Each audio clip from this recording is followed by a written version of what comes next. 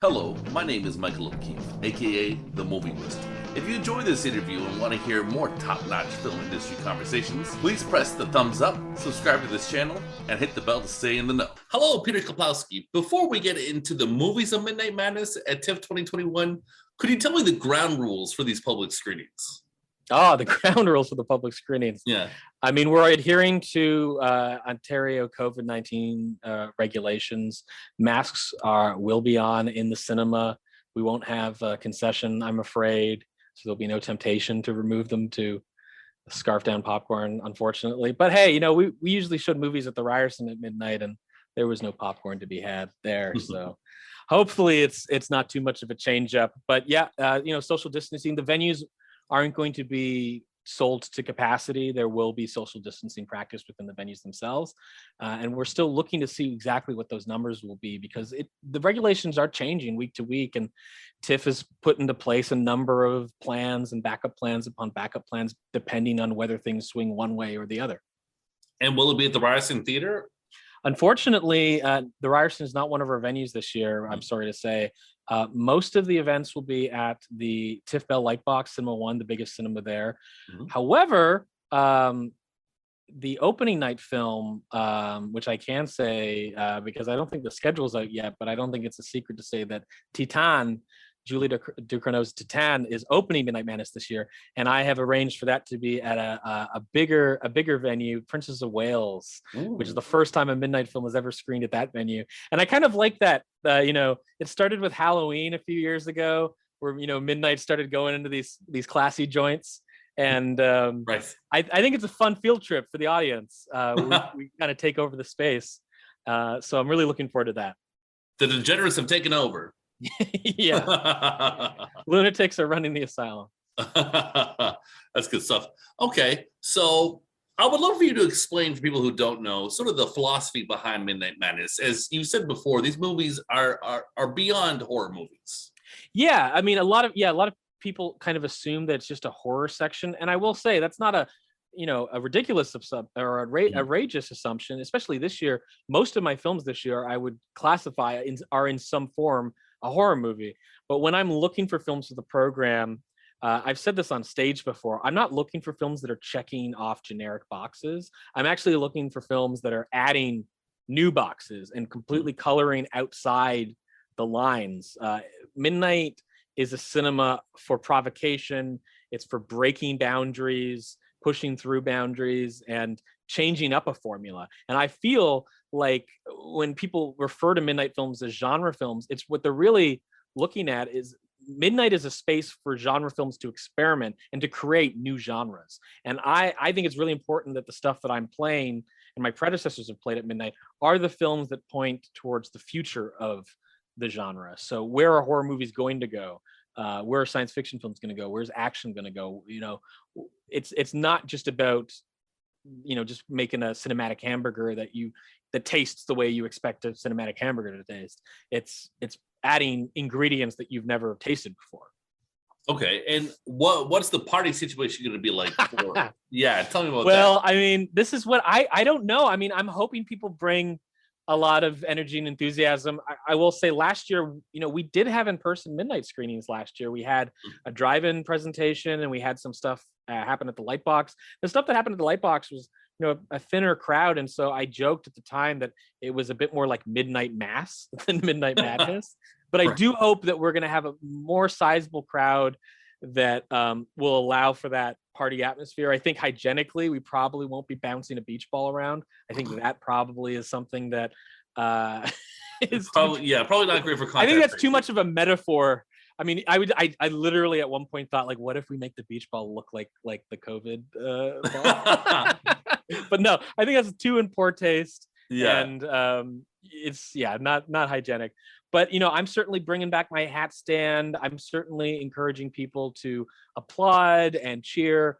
Everybody better get their pirate growl ready for the piracy. Piracy messaging. I'm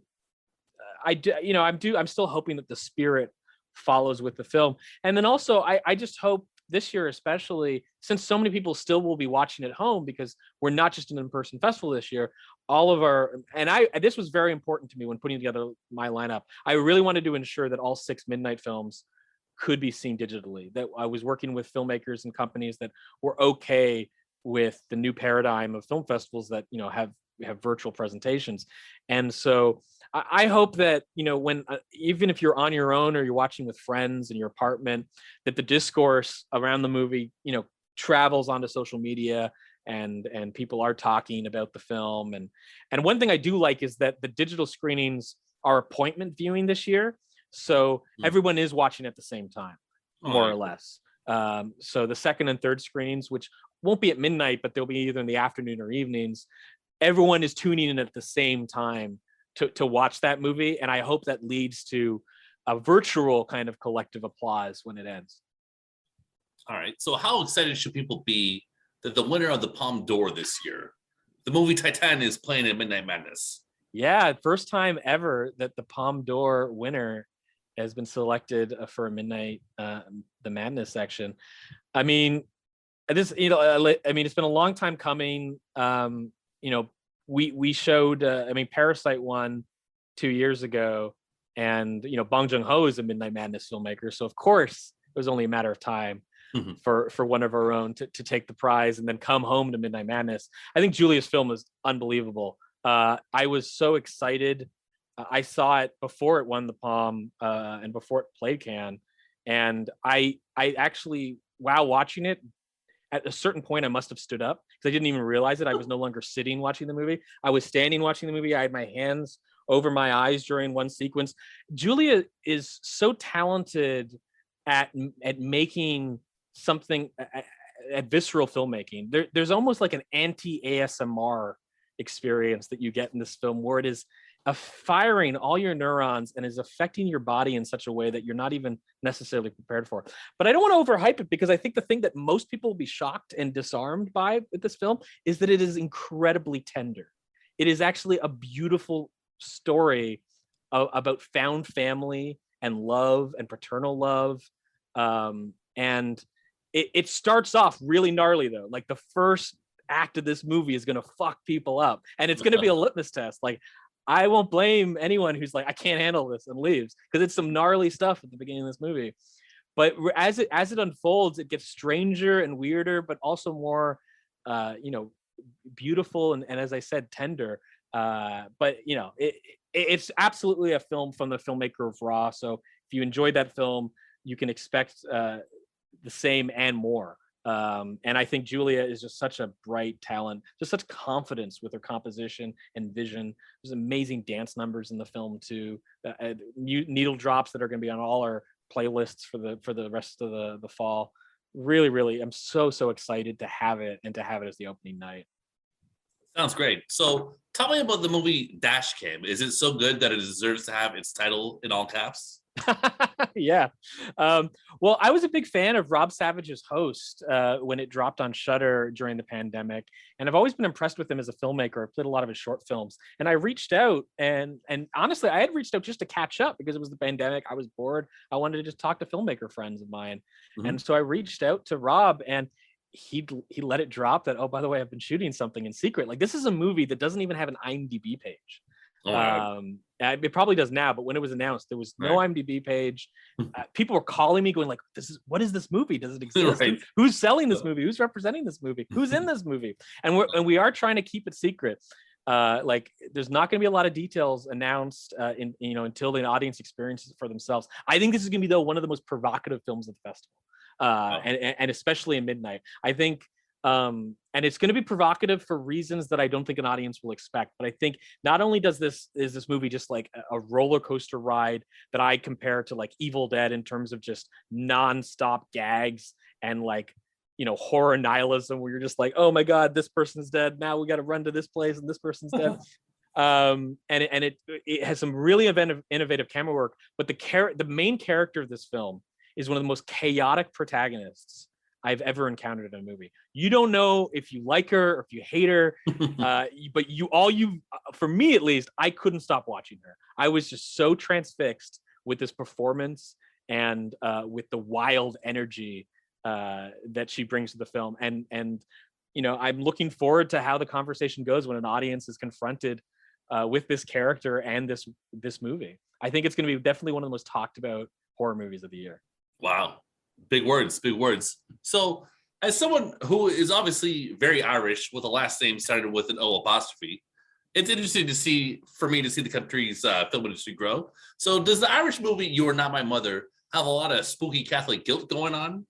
No, it's actually more to deal with Irish folklore and cool. folk sort of folk horror. So it's more about, there's a large bestiary of Irish spirits and fairies and demons and it kind of is into that territory. It's about a young girl whose mother has never been a great mother and has not been very present in her life, and then one day she disappears. Like she doesn't come home, and everyone thinks the worst, and then she does come home, but there's something off about her. There's just something not right. And I actually think it becomes a potent metaphor if you've ever dealt with a loved one who maybe is experiencing mental illness and you feel like you don't recognize them anymore or their behavior. And so that tension, I think brilliantly played for dramatic effect and horror effect, because it becomes like really unsettling for this character watching their mother behave in such a different way that unsettles her so. And it's, again, I've been a big fan of making the Midnight section not only a section for alumni filmmaker, for filmmakers who are established in the genre, but also a discovery section. And I think Kate Dolan has made a number of remarkable short films, and if you've been attending genre festivals in the last little while, you may have seen some of her short films like Cat Calls. And this is just a great debut, much like Rose Glass's debut with Saint Maud. I think people are going to be really excited by the voice here and where she goes next. Cool. Okay, so the very first Iranian movie has made it to Midnight Madness. We have the first Iranian film and the first Senegalese film from Senegal. Oh, wow. Yeah. It is. I'm so excited about both Zalava, which is the Iranian film, and Saloum, which is the Senegalese film. Zalava is wicked. It takes, and the thing is, it's the kind of movie you really wouldn't expect to see made out of Iran with censorship and various restrictions. Typically you might expect something like this to be made and shot like in another country with an Iranian filmmaker, but maybe working out of London or shooting in Jordan or something like that. But this is an Iranian production, and it's a pretty simple premise about there's a village that is so convinced of superstition and possession that they believe that like every couple of weeks that one of them is possessed, and to cure them they literally take their rifles and basically shoot each other in the arm to bleed the ghosts out. And there's an atheist cop who's in charge of this area. There's a military police, and he's basically so fed up with this that he wants to intervene and try to teach these villagers that, like, dude, like it's not possession. It's not, you got to stop doing this. You're killing each other by doing this. And how he intervenes is that there's an exorcist who's called to the village to try and cure the problem. And he arrests the exorcist to try and expose him as a fraud. But the exorcist has a jar which he claims the demon that has been terrorizing the village has been trapped inside. And that one of the central tensions of the film is he asks this atheist cop, like, if you genuinely don't believe me, and you think I'm a fraud, then open this jar in front of everybody. Like, and it becomes like, oh, is he going to open the jar? And that the way that tension gets drawn out, and the way it accelerates with the mob of the village slowly getting more paranoid and more suspicious. It's a movie that begins kind of more as a traditional horror film, but as it goes on, it becomes almost like a black comedy. It's almost Python-esque, like Monty Python, like witch burning, where you're just like, people are really so scared, and their fear is pushing them to absurdist lengths to protect themselves. I think it's a really important film for our times, and it's interesting that it's set in 1978, right before the Iranian Revolution, which I think in a sense it's commenting on Iran, and I think that was something that they used to also be able to make the movie, because it was set far enough in the past that I think it protects the film as a sort of horror satire. Okay. And you touched on the one from Senegal, so why don't you tell us a bit more? One of the coolest movies, I think, in the lineup. I knew I was going to love this movie when the cover letter that came with the film said this film was inspired by some of the director's favorite movies, like From Dusk Till Dawn, Predator, and Mm. Deep Rising. And when he said Deep Rising, it was like, Deep Rising is one of my deep cut favorite like genre movies of the 90s. So I love that you referenced that. But he was frustrated that he loved all these Hollywood movies that were like genre hybrids, that were like mixes of crime and horror, but he wasn't seeing them in West Africa. He's like, where were the West African versions of these stories? And so that's sort of what he set out to do with Saloon. It's the misadventures of three elite mercenaries who think they're on a typical criminal assignment where they're escorting drugs and stolen gold out of one country that's falling from a military coup, trying to get it to Senegal, but their plane has a hiccup and they have to have a forced landing in the mysterious region of Saloum.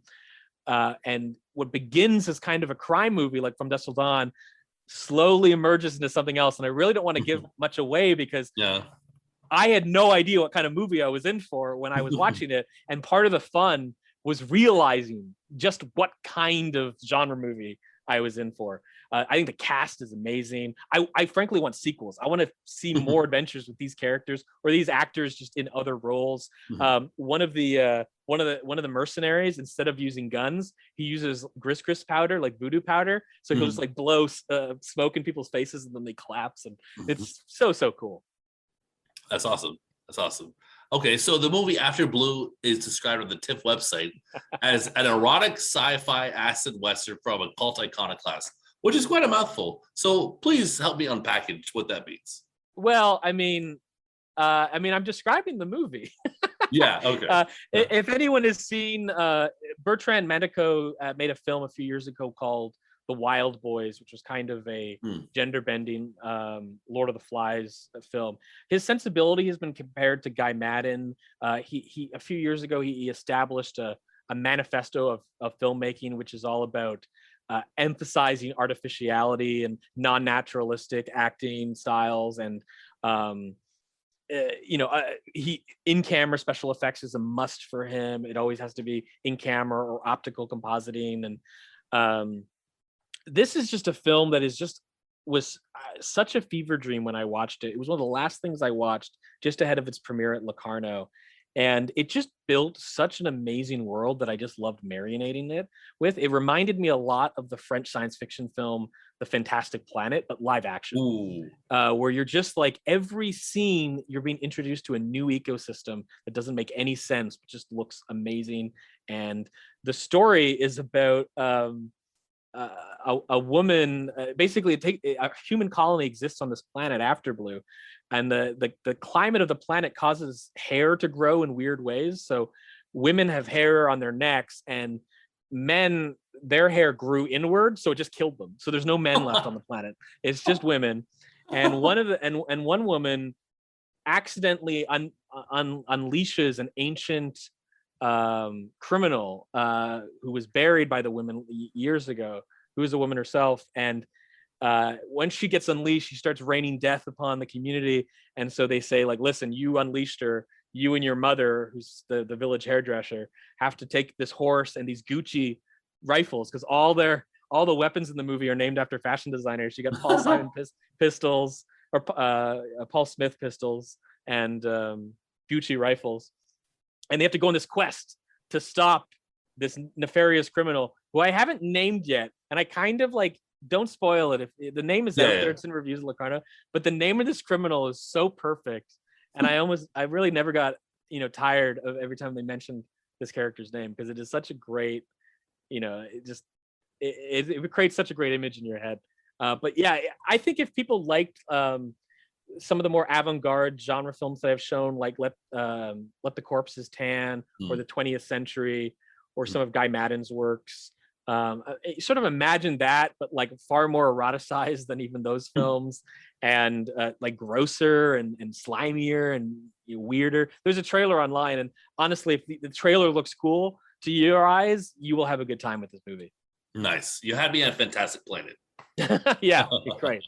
All right, so tell me about the other movies you programmed at TIFF this year, most importantly being the one called Vengeance is Mine, All Others Pay Cash. Yeah, best title of the festival, Mike. Yeah, it's pretty Vengeance good. is Mine. It's great. I mean, it reminds me of like an early Miike film, in the sense that it's kind of a genre hybrid. It's kind of jumping around from martial arts action to there's even some ghost horror elements to it, but at its heart, it's a romance, and it's one of the reasons why I decided not to put it in midnight, because I did feel like it is a film that's a bit more measured in its pacing, and it's just so sweet. It's just such a sweet romantic story about a guy a martial artist who can't get an erection, and but he falls in love, and he's just so embarrassed and he falls in love by getting into a fight with a woman who's another martial artist, and they beat the shit out of each other. But so it's about a guy who can't get an erection, and he falls in love with another martial artist, and they beat each other up and fall in love. And then it's just kind of about him struggling with that condition against the backdrop of 80s Indonesia. And what I loved about this movie is it feels timeless. Timeless is the wrong word. It literally feels of its time. Like, it feels like a lost film from the late 70s or late 80s. It was shot on 16 millimeter. The martial art sensibility is not like a lot of the contemporary Indonesian martial art films, where it feels a little bit more old school, a little bit more grounded. There's less wire work, and it's like more grappling based. So I wouldn't go in expecting to be blown away of like you've never seen martial arts like this, because it's not really about that. It's just about the vibe, and it's such a romantic and fun vibe, and the music is great. I just had such a good time with this movie and can't wait to watch it again. Okay, well, Peter, thanks for your time. Can you just give me one more thing, one more question before you go? Just give people like a peace of mind that they're not going to get coronavirus if they go to TIFF this year. Well, I mean, I have to just say, if you're uncomfortable going to the festival, stay at home and watch it virtually, because we do have all those movies virtually. I will say, TIFF is being very careful with how many people we're letting into the cinema. We're not trying to sell it. Even if Cineplex tomorrow says, listen, we're doing 100% capacity now, I don't think TIFF will ever go there. I don't think we will actually sell it out 100% capacity. We will leave room for social distancing. But other than that, get vaccinated, get your shot, decrease that likelihood that you're going to catch this virus, and do what feels right to you. I look forward to seeing you in the cinema, but also I look forward to seeing the audience online watch the movies. And just be vocal about it is all I ask, really. If you're watching at home, tweet about it, letterboxed about it, Facebook about it, Instagram about it. Do whatever you got to do. Just don't pirate the movie. That's reasonable. Well, thank you very much for your time. No, it was a pleasure, Mike.